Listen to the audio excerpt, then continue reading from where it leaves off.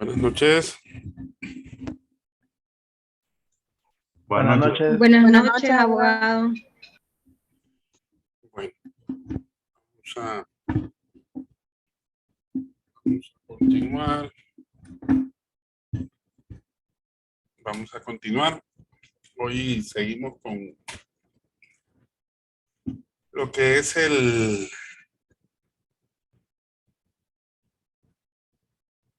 espacio que tenemos para poder desarrollar pues el contenido de preguntas y respuestas.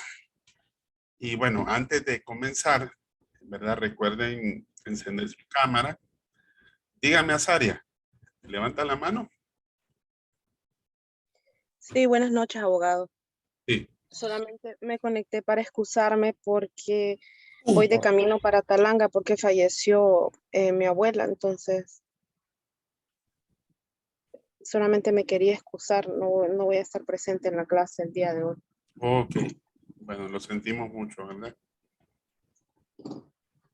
Gracias, buenas noches. Bueno, buenas noches. Bueno, Buenas noches, abogado. buenas. Habla Gabriela Ferrufino. Fíjese que no voy a poder encender mi cámara porque estoy en mi pueblo. Le escribí al WhatsApp. Bueno, pero le aviso, ¿verdad? Porque, y entonces aquí si enciendo la cámara no me funciona el Zoom. Me quitan más señal, entonces espero que me comprenda, abogado. Ok. Gracias. Gabriela. Gabriela Ferrufino. Sí, aquí Sí. veo algunos mensajes que me mandó. Listo, muchas gracias, abogado. Ok. Buenas noches, abogado. Buenas, Oswan, dígame. Ayer yo no pude estar por un motivo muy fuerte, entonces porque estoy un poquito mal de salud. Por eso no pude estar ayer en clases. Ah, bueno, no, pero no hay problema. Recuerde que ahorita, esta semana, las videoconferencias las vamos a tener el martes y jueves. Ayer no tuvimos videoconferencia, ¿verdad? Ah, ok. Sí. Ok. Entonces, Gracias, abogado. no se preocupe, no hubo ningún inconveniente. Lo único que fue distinto de la vez pasada, porque recuerden que siempre el lunes yo les posteo en el chat y en la parte de la descripción siempre les pongo ahí el lunes qué día precisamente vamos a tener videoconferencias. Me gusta intercalarlo porque recuerden de que la clase pues normalmente es de lunes a jueves. Claro, no vamos a estar conectados todos los días, ¿verdad? Pero el objetivo de estas charlas es crear espacios de conversatorio, de preguntas, de respuestas, de análisis, ¿verdad? De ver las actividades que estamos desarrollando, de ponernos al día, ¿verdad?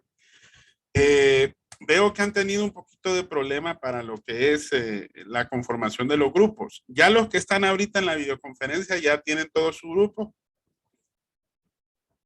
¿O falta algún compañero? Sí, yo ya tengo. Juan Carlos. Sí, yo tengo. Ya, ok. Bueno, entonces, ahora, ¿cómo vamos con la actividad para el día viernes? ¿Creen ustedes que pueden concluir la actividad o creen que les podríamos dar un poquito más de tiempo? Bueno, con mi grupo, abogado, estamos en proceso. Ujú. Y hoy vamos a terminar unos detallitos que tenemos ahí en el grupo. Ok. Hoy quiero... Ajá, dígame, Oli. En mi opinión, sí me gustaría un poquito más de tiempo, pero usted es el que manda. Ok. Hoy precisamente queríamos ver esa parte de continuar con el proceso de, dentro de lo que es la parte del contenido, pero más que todo dentro de lo que es la actividad también, ver cómo nosotros desarrollamos lo que es eh, eh, el derecho como ciencia. Porque eso sí quería yo explicárselos para que de repente ustedes tengan un panorama un poquito más amplio de cómo es precisamente el desarrollo de la primera actividad. Porque si ustedes se fijaron en en la segunda videoconferencia que tuvimos la semana pasada, ustedes vieron el material de Ángel Giraldo, ¿verdad? Ese material de Ángel Giraldo es el material base, es el material básico para poder nosotros contestar esa pregunta. Por decir así, es como la piedra angular de esa confección de ese trabajo, porque Giraldo explica muy bien precisamente esa parte de esa pregunta, del por qué el derecho nosotros la consideramos como una ciencia. Y ojo, lo discute en el sentido de que también, si ustedes se percatan e investigan un poquito más allá, hay algunos pensadores, hasta como Kelsen, que meditan un poquito más en relación a lo que es propiamente si el derecho es una ciencia o no, ¿verdad? Porque recuerden que el derecho funciona ¿cuándo? Cuando se da un problema jurídico. Si no hay un problema jurídico, el derecho no actúa. Por eso de ahí las fuentes formales del derecho. Se recuerdan los 3 elementos, ¿verdad? De las ciencias. ¿Cuáles son esos 3 elementos? A ver si alguien se recuerda. ¿Algún voluntario que me los diga? 3 elementos para identificar. Objeto, Ajá. método y fin. Exacto, exacto. Objeto, método y fin. Y en el derecho, ¿cuál es el objeto? A ver si se recuerdan. ¿Qué hace el derecho en nuestra sociedad, por ejemplo? ¿Para qué está el derecho? Para regular los comportamientos sociales, abogado. Exacto. Regula los comportamientos sociales que están presentes en la sociedad y que son administrados por un Estado en un momento histórico determinado. Recuerden, no es lo mismo, por ejemplo, muchas veces las leyes que, vaya, podríamos decir, hay un cuerpo legal, hay un código que nosotros tenemos que todavía está vigente y que data del año 1901, que es el Código Civil.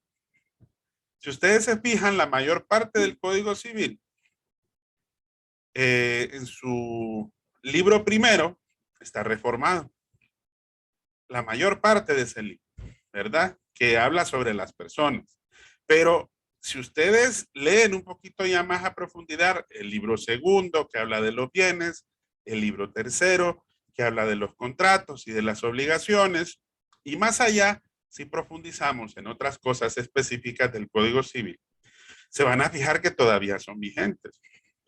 Pero hay algunas cosas que históricamente cambian. Vaya, por ejemplo, aunque no lo crean, ¿alguno de ustedes sabe, en base a ley, de cuánto debe de ser el monto de un contrato para que ese contrato sea escrito? A ver si alguien lo sabe. O de repente algún colega se los ha comentado. ¿No? Pues miren de que el Código Civil lo dice.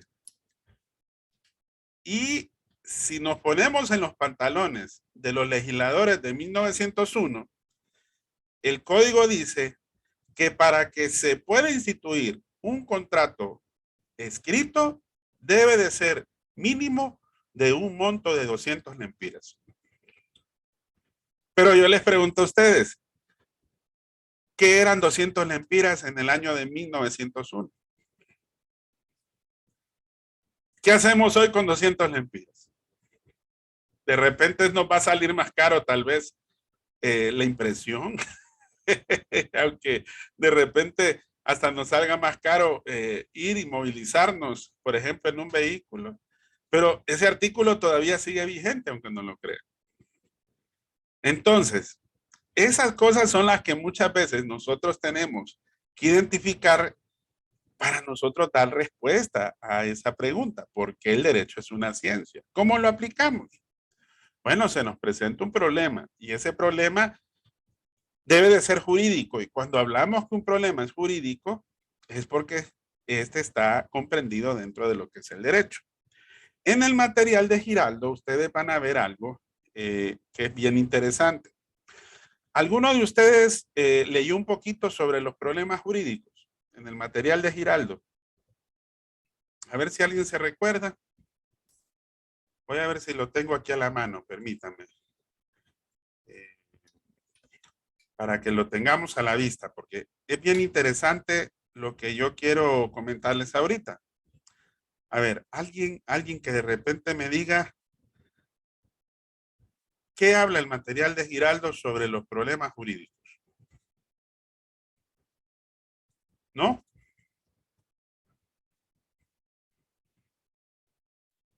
Ok, voy a compartirles pantalla. Y quiero que me miren esta parte de acá. ¿Lo logran ver ahorita el documento? ¿Sí? ¿Está bien de tamaño o necesitan un poquito más grande? Así está bien, abogado. Ok. En este segundo párrafo, aquí, donde yo les estoy subrayando, está la definición de problema jurídico. Vamos a ver. Liz, ¿está Liz Asensio? Sí, Lick. Sí. Léame este segundo párrafo, tal como está ahí. Los problemas jurídicos son los que se formulan al interior del derecho. Saber, por ejemplo, si es válida la venta de bienes muebles entre cónyuges es un problema jurídico, porque su solución hay que buscarla al interior del derecho, en las fuentes formales que lo conforman. Así es. Ok. Permítame. Quiero hacer una cosilla aquí. Y voy a dejar de compartir porque quiero preguntarles algo. ¿Qué es un problema jurídico? Entonces, de acuerdo a esa definición que nos da Ángel Giraldo en ese segundo párrafo de esa página, con sus propias palabras.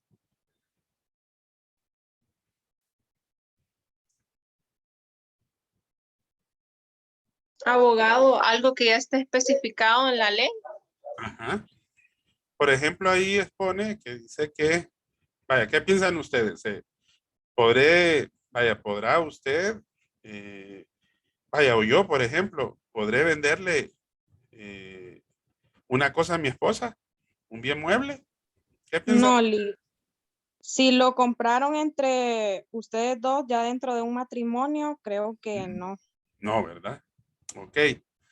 Pero ¿por qué se tipifica como un problema jurídico? Oli mencionó algo bien interesante, porque si lo vemos desde el punto de vista de la perspectiva de lo que es la fuente formal, la ley, es porque está contenido dentro de la norma, ¿sí o no?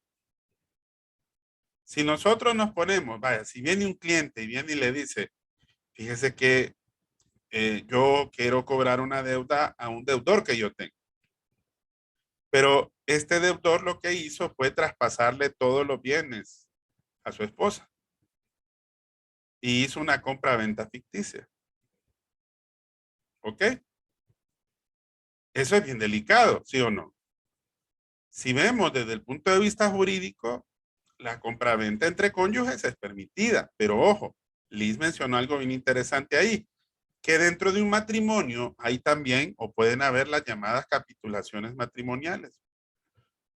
Hay cosas que usted adquiere por sí y que al matrimonio llegan y pertenecen a usted, a los dos cónyuges, por separado.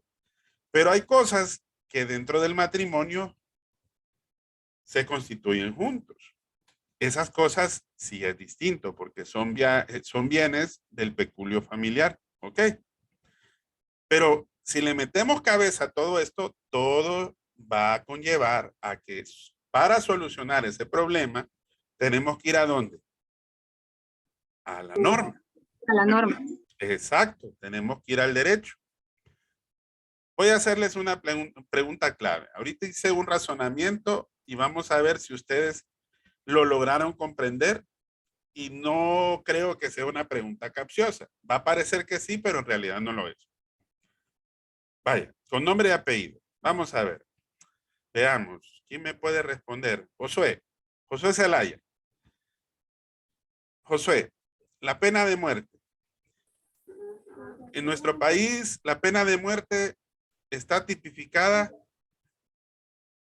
dentro de nuestro derecho, ¿sí o no? Pues no. No, ¿verdad? Ahora, No. le voy a hacer una pregunta. ¿Pero la pena de muerte es un problema jurídico o no es un problema jurídico? ¿Qué piensa usted? Desde lo que hemos visto en este momento. Pues creo que no entra dentro del problema jurídico. Más que todo es hacer justicia. Eso es lo que pasó con la muerte. Ujú, así es. Ok. ¿Alguno de ustedes piensa de que la pena de muerte es un problema jurídico? ¿Qué creen ustedes? ¿Será un problema jurídico? Josué ya me dio la opinión que no. Yo Dígame, pienso Juan que no, Carlos. ¿verdad? Ajá, sí, Juan Pienso Carlos. porque no se encuentra en la legislación nacional, entonces no se podría como discutir. Se puede discutir como problema social, como problema político, filosófico, de cualquier moral, pero no como problema jurídico, puesto que no está tipificado.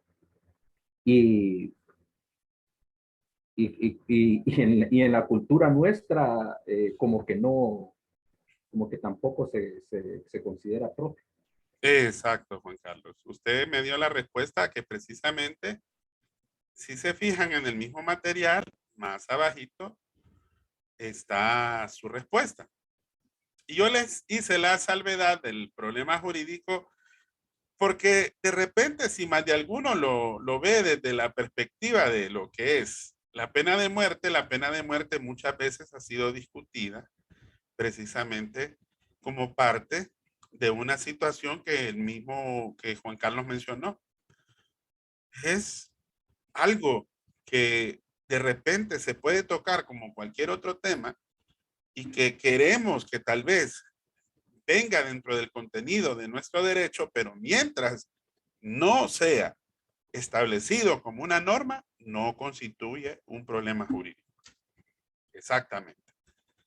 Entonces, Juan Carlos respondió algo muy interesante. Ven el segundo párrafo. Este segundo párrafo precisamente complementa la respuesta que dio Juan Carlos. No es un problema jurídico indagar, por ejemplo, en implantar la pena de muerte para combatir la delincuencia, porque la solución de él no se encuentra en el interior del derecho. Aquí Giraldo hace una salvedad para mejor proveer y mejor entender. Él le llama a este tipo de juicios que no están dentro de lo que es el derecho, juicios políticos. Juan Carlos hizo un agregado ahí. De repente algunos problemas sociales, ¿verdad, Juan Carlos? Que tal vez se puedan tocar dentro de algún tópico desde el punto de vista social. También. Por eso hablamos de la realidad socioeconómica, miren, tal como lo dice ahí.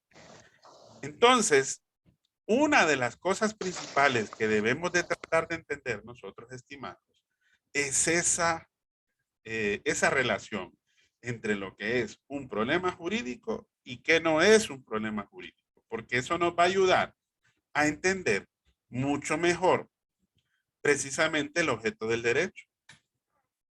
¿Mm? El objeto del derecho, ya lo dijeron ustedes, es regular los comportamientos sociales que tienen vigencia en un momento histórico determinado y que son administrados precisamente por un Estado. ¿El método cuál es? A ver, ¿alguien que me ayude? La interpretación jurídica. Así es, la interpretación jurídica. ¿Y cuál es el fin?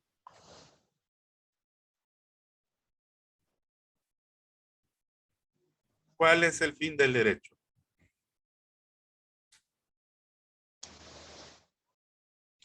La pena que se le puede imponer al individuo. Permítame, a ver quién respondió. Levánteme la mano virtual o dígame así. Ajá, dígame, Oscar. No, la pena que se le puede implementar al individuo por la causa que cometió. El fin. Pero Sí. ojo, ojo, estamos hablando de lo que es ciencia como ciencia propiamente del derecho, ¿verdad? Si el objeto es regular los comportamientos sociales en una sociedad en un momento histórico determinado y administrados precisamente por un Estado, entonces también nos toca ver cuál es el método. Ya lo mencionó también nuestra compañera que decía que era la interpretación jurídica. Pero el fin tiene que ver con algo que ustedes conocen, con algo que ustedes, ese va a ser su insumo principal, estimado. ¿Cómo yo le voy a decir a un cliente qué debo de hacer y qué no debo de hacer? ¿Ok?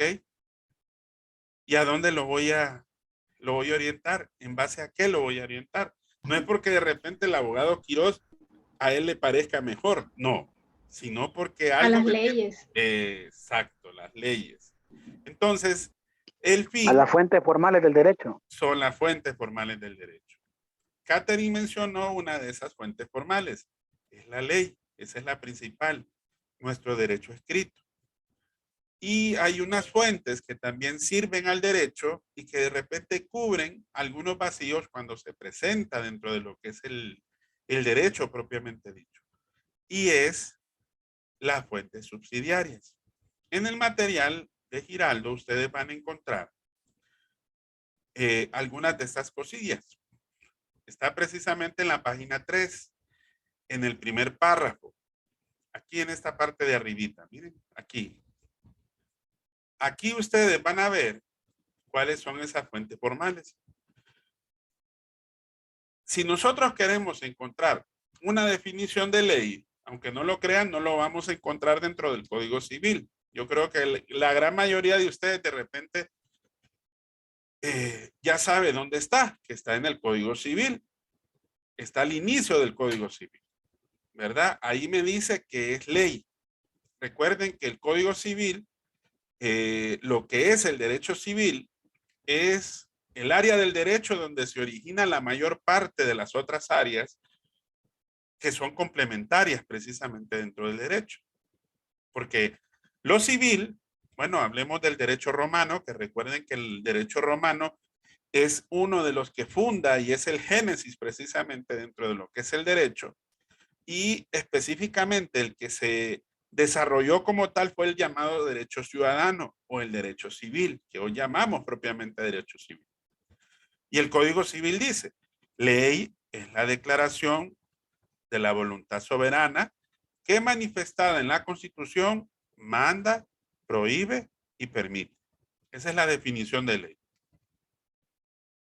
Y más abajito me dice, en otro artículo que está a 2 más adelante, me especifica que nadie puede alegar ignorancia de ley. Entonces, todos esos aspectos son los que me dicen, esa es la fuente principal. Pero ¿qué pasa cuando de repente, ustedes saben que a veces no encontramos leyes que necesariamente resuelvan un problema jurídico como muy específico, ¿sí o no? Normalmente la ley se aplica de manera general, sí, se aplica a todos.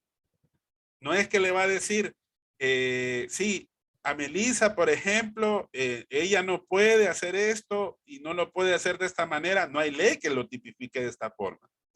La ley es general. La ley se establece de esa forma. Pero ¿qué pasa cuando hay aspectos que no están normados dentro de nuestro derecho escrito y que de repente son necesarias y se complementan? Por eso las fuentes formales, cuando decimos el fin del derecho, son las fuentes formales porque lo constituye la fuente principal, que es la ley, y las fuentes subsidiarias, que son estas que aparecen aquí. Miren, son algunas de las que ya conocemos. La analogía, los principios generales del derecho, la costumbre, el negocio jurídico. Estas son fuentes subsidiarias. Miren. Y también está la jurisprudencia, que la jurisprudencia también nace consecuentemente del hecho doctrinal de lo que es la costumbre. Entonces, estas son fuentes subsidiarias. Yo aquí les recomiendo que investiguen esas fuentes para que le entiendan mucho mejor. Cómo la analogía me ayuda a resolver precisamente ese aspecto. Cómo constituye una fuente subsidiaria. Porque hay una cosa, estimadísimos. La fuente subsidiaria no me apoya, no me sirve, si no es si la misma ley me lo dice. Si la ley no me lo establece, yo no la puedo tomar como fuente subsidiaria. Yo creo que más de alguno de ustedes ha leído un documento y dentro del mismo Código Civil que dice sobre la costumbre, ¿verdad? Que la costumbre, yo diría que es una de las fuentes subsidiarias más conocidas. Dice que la costumbre constituye ley, ¿cuándo? Cuando la ley lo reconozca. Si la ley no me lo reconoce, la costumbre no se convierte en ley. Y ahí precisamente lo que son las fuentes subsidiarias y propiamente las fuentes del derecho hondureño. Yo aquí les voy a compartir algo, se lo voy a copiar y pegar en el chat para que ustedes lo tengan. Es un enlace que ustedes pueden, a ver si lo pueden, permítanme. Vamos, creo que no lo van a poder descargar. Permítanme. Vamos a ver si lo podemos compartir. Se lo voy a mostrar, eso sí. Copiar dirección de enlace. Permítame. Aquí está. Ahora sí. Ese enlace directo, ustedes le pueden dar clic ahí, está en el chat, y ahí ustedes van a ver este documento. Ahorita se lo voy a poner en pantalla para que ustedes lo puedan ver. Son las fuentes del derecho en nuestro país. Y esa clasificación se da atendiendo a las fuentes. Las leyes o normas de derecho escrito, que como les decía es la fuente principal, que son aquellas dictadas por los órganos competentes, en este caso, recuerde que es el Poder Legislativo, Constitución, leyes, decretos, y también quienes tengan pues la facultad de promover una normativa en su función legislativa. Esas son las leyes o normas de derecho escrito. Pero hay normas también de derecho consuetudinario, o lo que nosotros llamamos no escrito, que estas se generan por usos y costumbres. ¿Qué son los usos y costumbres? Como ustedes lo leen aquí, son reglas sociales que son derivadas precisamente de un uso que es más o menos largo y que esas reglas se vienen a transformar precisamente en derecho positivo. Vaya, les voy a comentar un ejemplo que es típico de esto. ¿Algunos de ustedes han visto las letras de cambio o los pagarés? Y en las letras de cambio, ¿con qué timbres se cancelan? Generalmente. ¿Alguien las ha visto? Son con timbres de contratación, ¿verdad? Que los venden en el Banco de Occidente. Ahora, si ustedes, más de algunos se pregunta, en la ley de papel sellado y timbre se derogó hace aproximadamente, creo que si no más recuerdo, un poco más de 12 años. Pero ¿por qué se siguen vendiendo timbres de contratación? Pues aunque no lo crean, eso es un uso y una costumbre mercantil que se ha convertido precisamente en ley, porque está reconocido dentro de la ley. Un pagaré, por la parte de atrás o en la parte frontal, se pone un timbre de contratación y sobre él se cancela con la firma del deudor. ¿Se han fijado? Si usted lee el Código de Comercio o el Código Civil, usted lo va a buscar en cualquier lugar y no va a encontrar de que ese es un requisito indispensable que debe de tener la letra de cambio o el pagaré. Entonces, eso se convierte en una costumbre mercantil. Fíjense que aunque no lo crean, yo hace como 20... A ver, yo me gradué allá por el 2002. Yo llevé mi práctica profesional. Lo voy a comentar así rapidito. Un caso que lo llevé en un juzgado de paz. Y en esa comunidad estábamos demandando con una demanda ejecutiva. Yo tenía una letra de cambio que era de menor cuantía, era de menos de 25,000 lempiras. En ese tiempo, la ley de organización de los tribunales de justicia establecía que en cuanto a esa cuantía, se dirimían o se podían dirimir en los juzgados de paz. Pero ojo, los juzgados de paz, generalmente por quienes eran dirigidos, bueno, eran dirigidos por personas que no necesariamente eran profesionales del derecho, pero que sí eran personas de reconocida honorabilidad y también eran personas que en ese lugar pues tenían una vasta experiencia precisamente en conocimiento para resolver problemas dentro de la ley. Pues miren que yo interpongo la demanda ejecutiva y viene el juez de paz, que era un señor muy humilde, me recuerdo de él, yo creo que ya falleció él. Me dice que acepta la demanda que yo interpuse a favor de mi cliente, no me recuerdo el nombre de mi cliente, pero ese fue uno de los primeros casos que yo llevé y lo terminé fuera de mi práctica. Y yo me recuerdo porque en ese tiempo yo andaba como de esos gallitos de pelea, recién graduado de Derecho, y que nadie me podía decir nada y que yo todo me lo sabía. Pero viene un juez de paz que no es graduado en Derecho y me dice, abogado, perdón, licenciado, porque en aquel tiempo había una distinción entre licenciado y abogado. Licenciado me dice, vamos a darle ingreso a la demanda, pero le voy a aplicar una multa de 15 lempiras. Yo le digo, ¿y por qué? Bueno, porque no está debidamente complementada en base a la ley, la letra de cambio que usted presentó. Entonces vengo yo y digo yo, bueno, aquí pasa algo raro. Yo empecé a reclamarle y dije yo le voy a reclamar, pero disculpe, señor juez, de acuerdo al Código Civil y al Código de Comercio, la letra de cambio yo la presenté con los requisitos que en base a la ley ahí se establecía. Entonces, él muy prudentemente me dice, puede revisarlo, abogado, licenciado, perdón.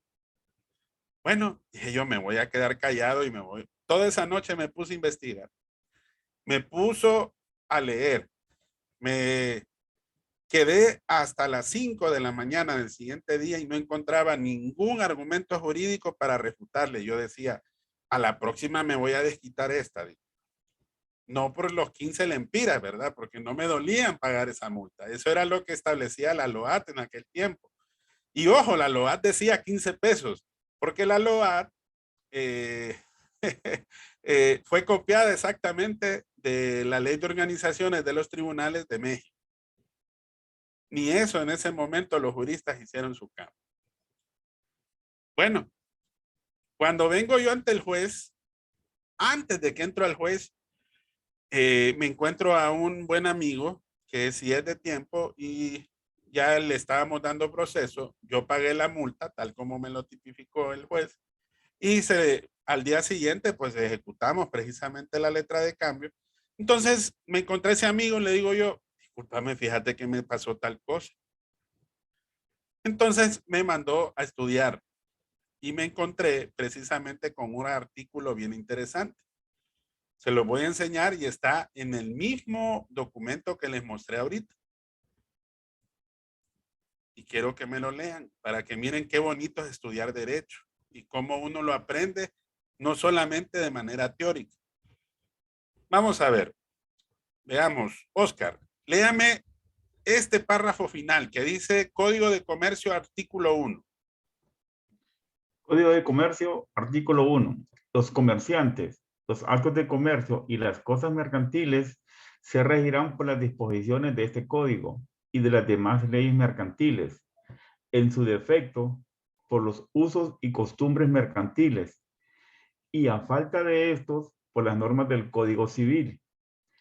Los usos y costumbres especiales y locales prevalecerán sobre las generales. Ok, miren qué bonito.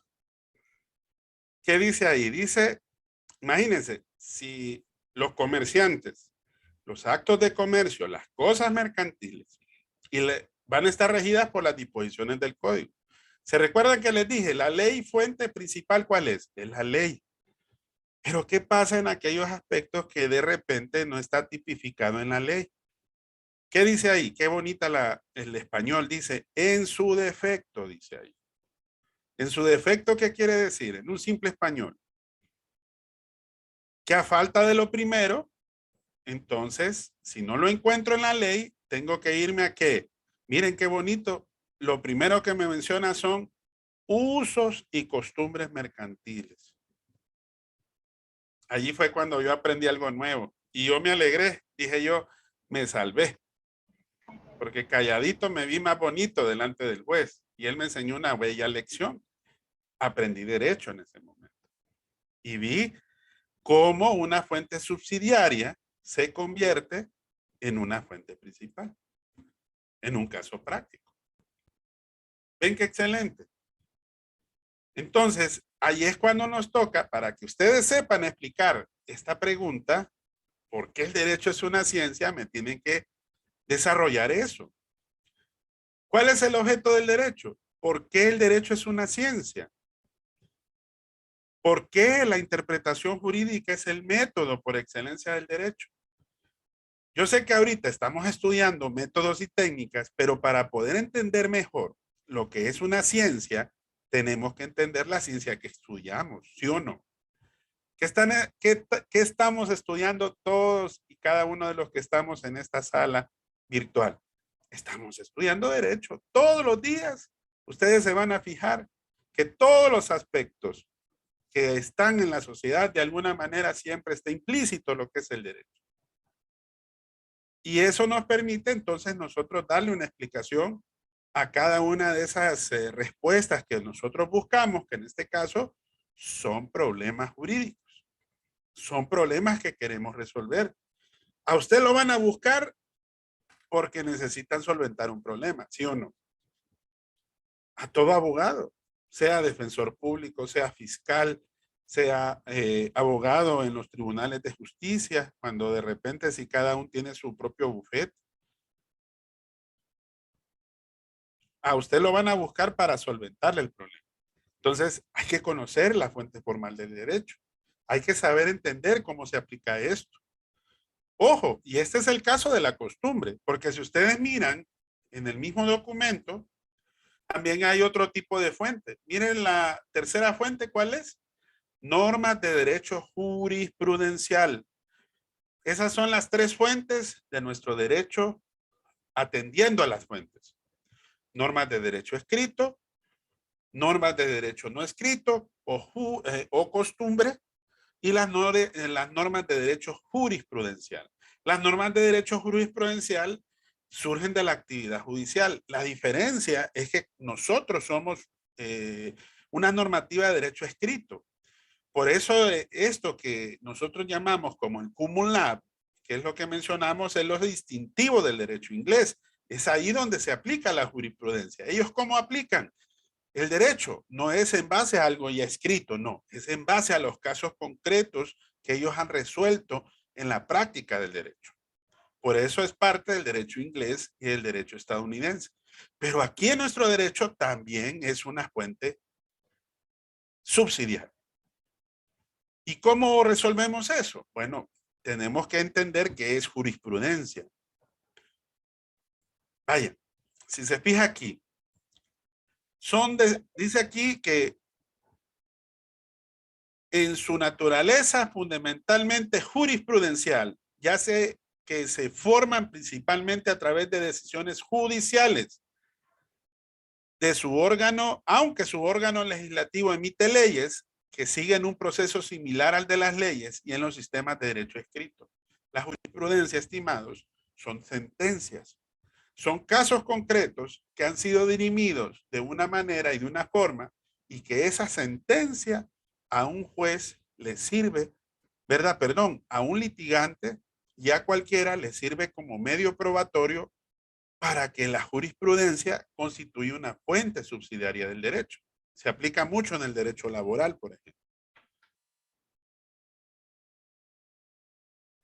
Mañana les voy a, perdón, mañana no, la próxima clase, que es pasado mañana, les voy a explicar un caso de cómo funciona el derecho jurisprudencial, cómo una sentencia de repente ha servido precisamente como fuente subsidiaria para entender mejor precisamente lo que es la fuente subsidiaria del derecho, ¿verdad?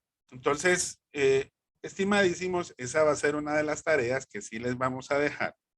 Ustedes tienen que investigar qué es analogía, qué es jurisprudencia, qué es la costumbre, qué son los principios generales del derecho, qué es el negocio jurídico, ¿verdad? Investíguenme eso. ¿Y qué es la ley? La ley ya ustedes tienen la definición, está en el Código Civil, es el artículo 1, si no más recuerdo, del Código Civil. Y ahí ustedes van a encontrar cada una de esas definiciones. Yo les recomiendo que busquen estas dentro de la doctrina, en un diccionario jurídico. Si tienen algún diccionario jurídico a la mano, perfectamente les puede servir. Si no lo tienen, yo tengo uno sintético que es de Guillermo Cabanela de las Cuevas. Es muy bueno. Tiene como 400 páginas, pero lo tengo en digital. Si alguno lo quiere, con el mayor de los gustos, si me lo tengo yo en correo electrónico, si usted me lo pide por correo electrónico, yo con todo gusto se lo puedo pasar, ¿verdad? Para que ustedes lo puedan tener en su biblioteca virtual, ¿verdad? Ojo, este Guillermo Cabanelas tiene un diccionario jurídico que tiene 14 tomos. Es grandísimo. Pero este es sintético, este es pequeñito. Estas son la mayor parte de las palabras que se utilizan dentro del lenguaje técnico del derecho, ¿verdad? Y les va a servir de mucho. Ahí están todas las definiciones, ¿verdad? Para que ustedes las busquen. Si las buscan en internet, no dejen de ver siempre las fuentes. Recuerden que a veces uno copia, por ejemplo, de páginas como monografía.com, El Rincón del Vago. Entonces, no les recomiendo que me vayan a poner esa bibliografía porque esas bibliografías no son confiables, ¿verdad? No es que de repente a veces monografías.com no tenga una buena fuente. Lo que pasa es que a veces ahí suben trabajos que no están concluidos, no están revisados. Y es mejor siempre ver la fuente original, ¿verdad? Yo les recomiendo un repositorio documental que es de nuestra universidad, que está en biblioteca virtual. Ahorita que estamos en esta situación de pandemia, es muy bueno que ustedes utilicen la biblioteca virtual de la UNAM. ¿Quiénes de ustedes ya se han afiliado a la biblioteca virtual? ¿No? ¿Ya? ¿Algunos? Bueno, si no se han afiliado, se lo voy a recomendar. Es bien sencillo.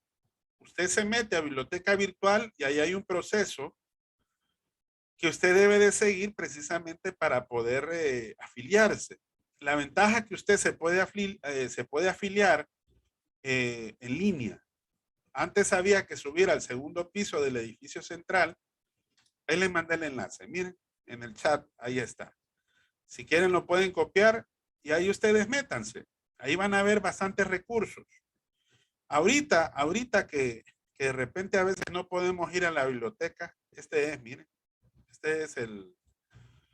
Estos son los repositorios que tenemos, ¿verdad? Mire, biblioteca en casa, son recursos de apoyo, ¿verdad? Durante ahorita la pandemia, los recursos con que cuentan. Hay recursos de acceso de código abierto y también de acceso controlado. Fíjense que si usted se afilia y hay libros que son pagados, usted solo con el único de ser afiliado y de ser estudiante de derecho, a usted le pueden prestar los libros digitales, se los prestan por una cantidad de tiempo, ¿verdad? Porque a veces hay recursos electrónicos de acceso controlado, que se les dice de esa manera, ¿verdad? Estos son repositorios, Reserve for Life y Citavi. Fíjense que aunque no lo crean, nosotros, la mayor parte de los estudiantes de derecho, no utilizamos estos recursos, ¿verdad? Entonces yo les recomiendo que ustedes ingresen a esta parte y aquí ustedes puedan navegar, ¿verdad? Este repositorio es buenísimo. Yo se lo muestro porque es parte de la investigación. Vaya, por ejemplo, ¿a quién no le gustaría? Mire, yo me acuerdo cuando yo estaba, antes de casarme, yo me suscribí a la Gaceta. Yo dejé en la casa de mi madre como unos 15 tomos solo de Gacetas. Y yo las encuadernaba. Porque ese es el diario donde está la ley, ¿verdad?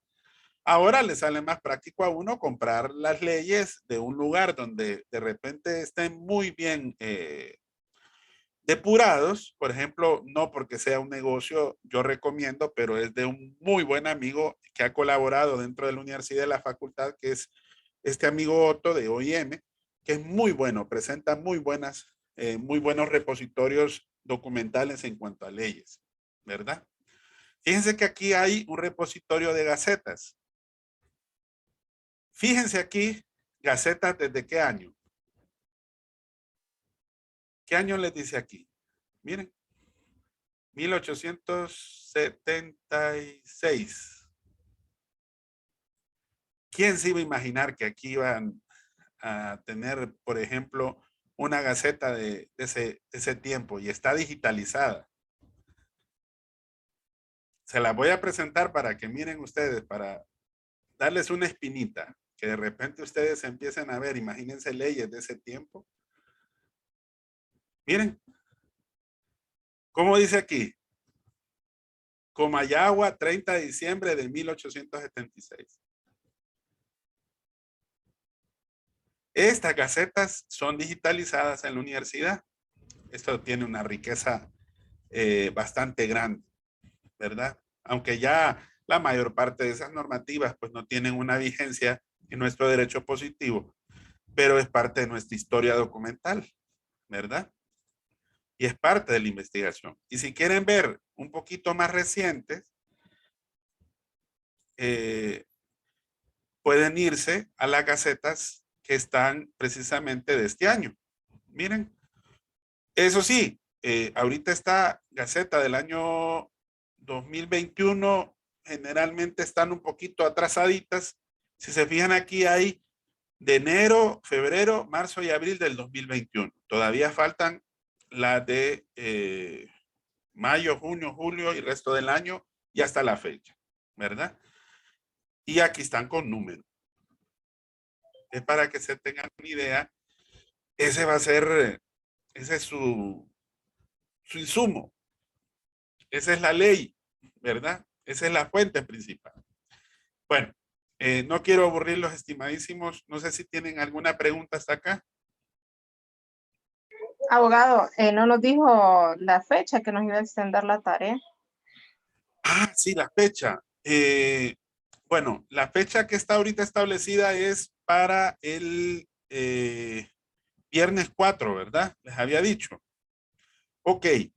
¿Se recuerdan que la fecha del primer foro, la entrega es para el 11? Entonces lo vamos a dejar para el 11 también. ¿Ok? O sea que estamos con suficiente tiempo para poder entregar la primera tarea, ¿verdad? Para que así podamos avanzar. Dígame, Juan Carlos. Perdón, sobre el material de Giraldo, estaba leyendo el subtítulo, el 0.3, la metodología de la investigación jurídica aplicada a la informática.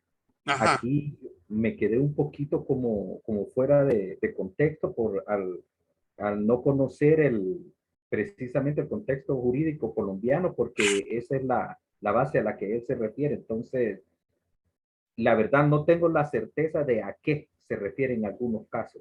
Ah, ok. En esa parte, Juan Carlos, lo vamos a ver de manera bien exploratoria, porque en la clase tenemos un espacio, como ahorita les mostramos un poquito, de cómo la parte informática puede apoyar precisamente dentro de lo que es la parte de investigación. Sí. Más adelantito vamos en el tercer parcial, vamos a saber diferenciar entre dos tipos de derecho. Una cosa es informática jurídica y otra cosa es derecho informático. Sí. Entonces, como estudiosos del derecho, y recuerden que como ahorita esto está de moda, ¿verdad? Porque recuerden que ya lo de la firma electrónica ya es un hecho, ya en nuestro país a partir de este tiempo de pandemia hay muchos requerimientos que se han hecho a manera digital. Entonces, si bien es cierto, ahí Giraldo lo recoge, es un tanto antiguo, porque si se fija Giraldo, el texto data de ya hace bastante tiempo, ¿verdad? Sí, claro, claro. Entonces, eso tomémoslo más que todo como una lectura. Por eso, mire, yo cometí un error, Juan Carlos. Yo creo que aquí tengo el material, permítame. Antes que nos vayamos, solo quiero mostrarles algo bien interesante. En el material que yo les di, si ustedes se fijan, aquí se lo voy a compartir antes que nos vayamos. Permítame, creo que ya se terminó. Aquí está. Si ustedes se fijan ahí, voy a hacerlo un poquito más grande. Yo cometí, y digo error, ¿verdad? Se fijan que está subrayado. ¿Sí? Sí. Esas son mis anotaciones, ¿verdad? Porque ese documento, el libro, ya no lo encuentra usted en físico en la universidad. Yo lo tuve en mis manos, lo digitalicé y lo copié. Entonces, si se fija, aquí están estos cuadritos, está subrayado. Entonces, mi estimado, eso es como un resumen más para usted. O sea, en otras palabras, es como lo que a mí me interesa que ustedes sepan y manejen un poquito más, ¿verdad? No significa que el resto no sea una lectura. Si se fija, aquí está, miren, le puse lectura, ¿verdad? Entonces, en esa parte de la lectura, enfoquémonos en los tres elementos anteriores. Derecho como ciencia, el método del derecho y el derecho como praxis, ¿verdad? Que esas tres cosas nos van a dar la respuesta para que nosotros entendamos por qué el derecho es una ciencia, ¿verdad? Y recuerden que es un material base. Si usted de repente consigue más investigaciones y más referencias bibliográficas, eso nos va a servir de apoyo. Pero esta parte es aplicada más que todo de manera explicativa, ¿verdad? No es como para poder contestar la pregunta propiamente dicha que hemos formulado dentro del temario, ¿verdad? Porque si se fija aquí ya no lo subrayo, mire, ya no, igual esta parte, mire, por ejemplo, la metodología aplicada a la monografía. Yo ahí lo enfoco más que todo como una lectura, ¿verdad? Como un conocimiento más. Ahora, esta parte sí es muy interesante para que le den respuesta a lo que es la pregunta, derecho como praxis. Más arribita va a haber la interpretación jurídica. Por ejemplo, aquí vemos tres métodos bien interesantes de la interpretación jurídica. Método exegético, método sistemático y método sociológico. ¿Se fijan que en la clase 2 hablamos de los métodos? Bueno, la actividad 2 va a versar sobre estos tres métodos de interpretación. Entonces, ustedes tienen que investigar un poquito más esos tres métodos. En la actividad 2, que es para el siguiente fin de semana, no este, ¿verdad? Sino que después del 11, ustedes ahí se van a fijar precisamente en esa etapa, ¿verdad? Porque esa parte es muy interesante. El método de la investigación, aquí hablamos del derecho como ciencia, miren, aquí está en el primer párrafo, y finalmente el objeto del derecho. Entonces ahí están desarrollados esos tres elementos, que son los que quiero que ustedes se enfoquen para poder responder con sus propias palabras la pregunta que ahí aparece en la actividad. ¿Ok? Pero ojo, no dejen de lado esto que está en el campus, porque esta parte del campus, estimadísimos, todo esto es parte del contenido de examen, ojo, ¿verdad? ¿Ok? Más bien, la próxima semana vamos a hacer preguntas propiamente directas a cada uno de ustedes, hablando de cómo se origina la ciencia, qué es la ciencia, cómo se integra el conocimiento, qué es la interdisciplinariedad, cómo funciona la multidisciplinariedad, las características, ¿verdad? Esto solo es de la clase 1. Cómo se clasifica Abogado. la ciencia, etcétera. Dígame. Disculpe, buenas noches. Sí, es que se le iba a preguntar porque a mí me gusta leer antes de la clase, pero estoy como confundida con los materiales porque miro bastante información y no sé si fue que cometí el error de imprimir todo porque no puedo estudiar, tengo un problema visual. Entonces bajé todo, pero estoy confundida porque en sí no sé cuáles son todos los de la clase 1 porque en el enlace que usted nos dejó, bueno, en el chat que usted nos dejó estaba clase 3 y 4.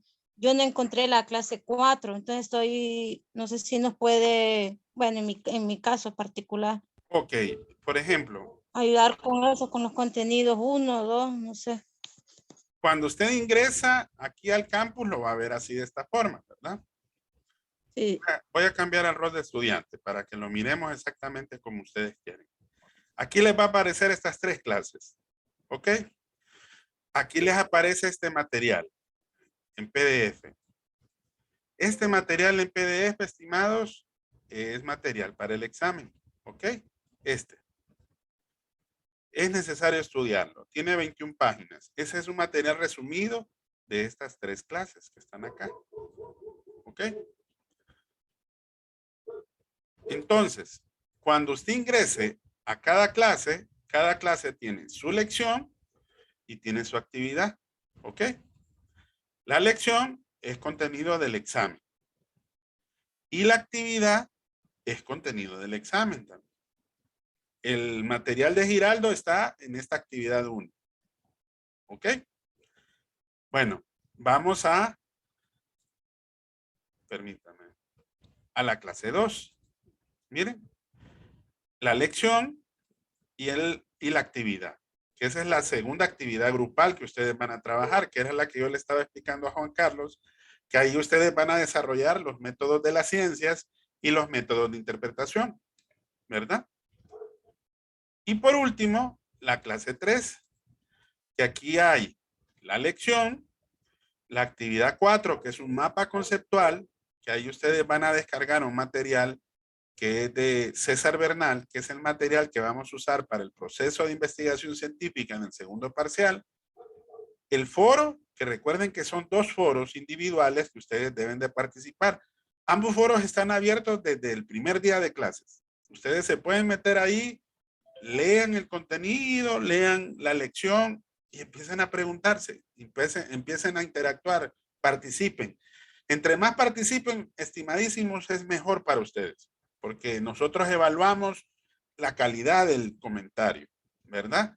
El aporte que usted genere, la crítica que usted dé. Eso sí, si es un aporte referenciado, siempre es bueno mencionar de dónde saca precisamente la referencia. Solo decir, Aristóteles mencionó tal cosa, no necesariamente poner la cita, ¿verdad? Completa como tipo la norma, no, ¿verdad? Usted puede mencionar, ¿verdad? O fulanito dijo así, o Kelsen dijo tal cosa, y usted complementa toda esa parte. Entonces, y después por último el examen. Entonces, estas son las 3 clases que son las que van a entrar específicamente para el examen. Ahora sí. Ahora sí, abogado. Gracias, muy amable.